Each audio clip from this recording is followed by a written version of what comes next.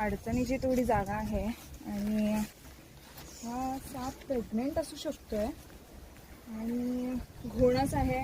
घोणसचं season संपलंय खरं तर आणि आता घोणस हे लॉनमध्ये आलेलं होतं साप.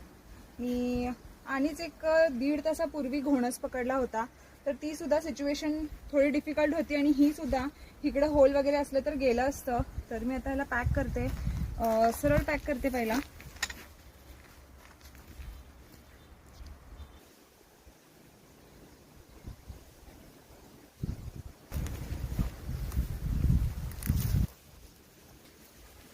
तर आता मी ह्याला पिशवीमध्ये पॅक केले.